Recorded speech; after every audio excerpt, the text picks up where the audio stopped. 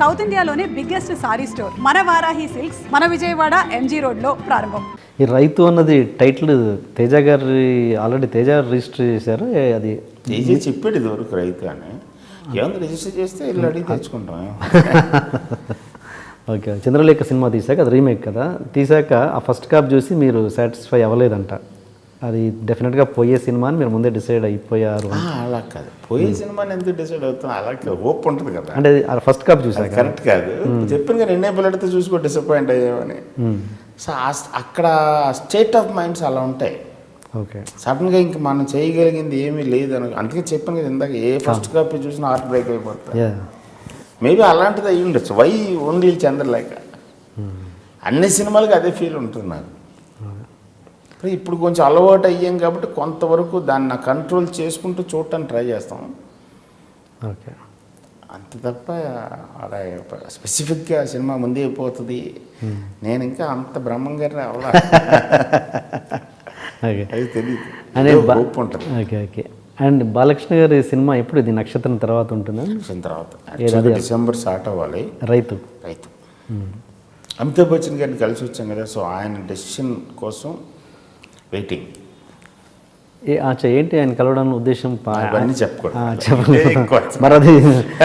అందుకని కలిసి వచ్చాం. ఆయన ఒక క్యారెక్టర్ కోసం అడిగాం. ఓకే ఓకే, రియాక్ట్ అవ్వాలి. ఓకే. అండ్ చిరంజీవి గారి వందే మాతరం సినిమా అది ఎందుకు ఆగిపోయింది? అది మళ్ళీ ఉంటుందా? ఎప్పుడు ఉంటుంది? వందే మాత్రం ఉంటుంది. చిరంజీవి గారితో కాకపోవచ్చు. ఓకే, బట్ వందే మాత్రం డెఫినెట్గా ఉండాలి. చిరంజీవి గారితో వేరే సినిమా ఉంటుందా? ఏం మరి అది చిరంజీవి గారు అంటే ఆయన డిసైడ్ చేయాలి కదా. ఓకే, అఫ్కోర్స్ నా సినిమాలు నేనే డిసైడ్ చేసుకుంటాను. బట్ చిరంజీవి కాబట్టి అన్నయ్య కాబట్టి తాను డిసైడ్ చేస్తే ఆయన వంశీ చేద్దామని అంటే డెఫినెట్గా వెళ్ళి చేస్తాను. ఓకే, అంతేగా నేను చిరంజీవి గారితో సినిమా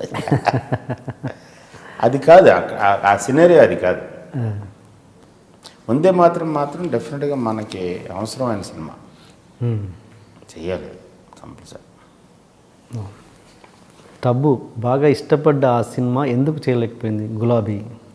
గులాబీ ఫస్ట్ తనకు చెప్పారు, తన డేట్స్ వల్లే.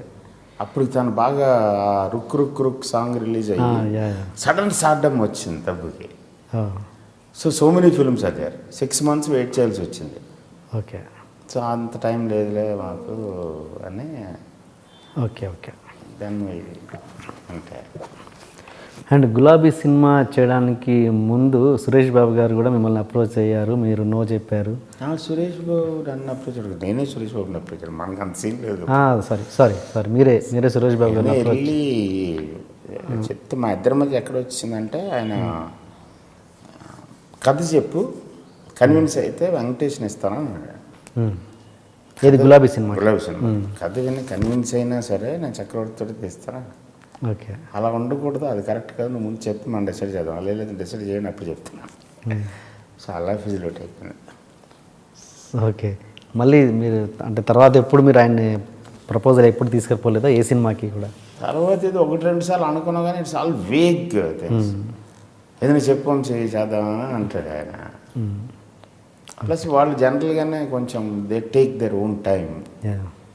వాళ్ళ స్టైల్ ఆఫ్ ఫంక్షనింగ్కి మన స్టైల్ ఆఫ్ ఫంక్షనింగ్ వర్కౌట్ అవ్వదు. వాళ్ళది వేరే స్టైల్, మనది వేరే స్టైల్. అక్కినేని 3 తరాల వారసులతోటి మూడు తరాలతో సినిమా చేద్దామని మీరు అనుకున్నారు అప్పట్లో. మరి అది ఆ ప్రాజెక్ట్ ఎందుకు డ్రాప్ అయింది? అదే గోవిందుడు ఫైనల్గా. ఓకే ఓకే, ఏంటి అక్కడ ఎందుకు రిజెక్ట్ అయింది? అదే మధ్యలో ఈ కళ్యాణ్ ఉంది కదా, నిర్మాత కళ్యాణ్ సరిగ్గా హ్యాండిల్ చేయలేకపోయాడు దాన్ని. ఓకే, సో సడన్గా డిస్టర్బెన్స్ వచ్చేసింది. ఓకే ఓకే, డిస్టర్బెన్స్ వచ్చిన తర్వాత నాగార్జున ఇష్టపడలేదు ఇలాంటి డిస్టర్బెన్స్. ఆయన కరెక్ట్ కూడా నాన్నతో చేస్తున్నప్పుడు ప్లస్ ఇలాంటి ఒక 3 generations very exclusive unique film లాగా డిజైన్ చేసింది. అది ఆ కాంబినేషన్ ఒక యూనిక్ కాంబినేషన్. అది అన్ని ఫ్యామిలీలకి కుదరదు, అందరికీ కుదరదు. సో అది వద్దులే అని అన్నారు. ఓకే, ఇప్పుడు ఈ సినిమా అవుట్పుట్ వచ్చాక మీకు ఎప్పుడైనా అనిపించిందా ఆ కాంబినేషన్ కరెక్ట్గా ఉండేదని?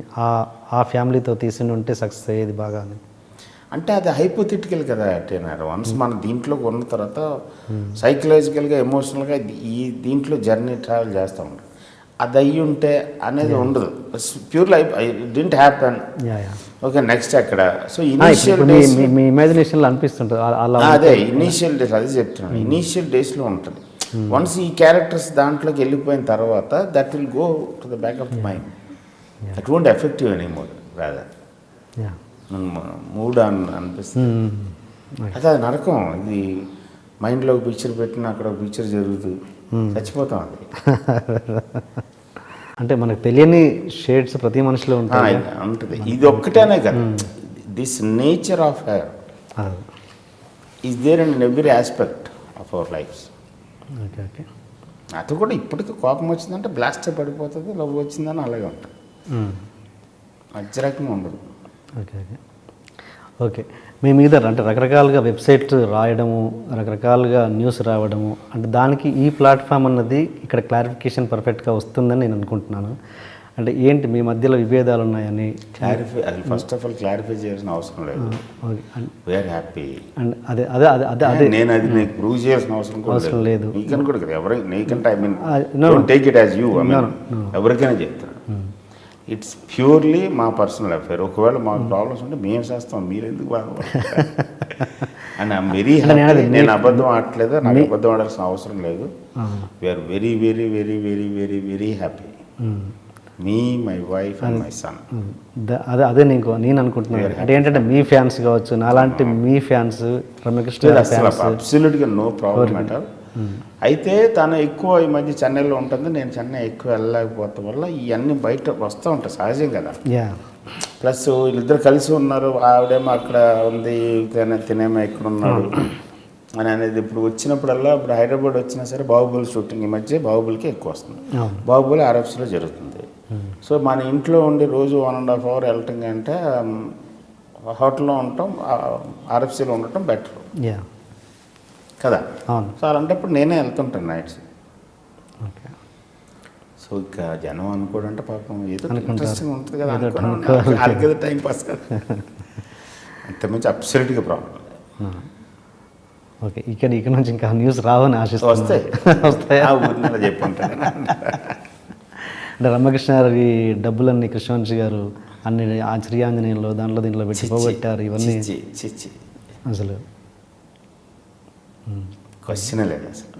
మీరు కూడా చెప్పారు కృష్ణవంశీ గురించి అంత తక్కువ అంచనా అయ్యింది. మరి ప్లీజ్, నేను కాదు ఎవరైనా అందరికీ చెప్తున్నాను, నేను అంత చీప్ అని కాదు. గుడ్. నాకు రావాల్సిన కోట్లు కోట్లు వచ్చి అని వదిలేసుకుని వచ్చినాను నేను. నేను అసలు పాసిబుల్.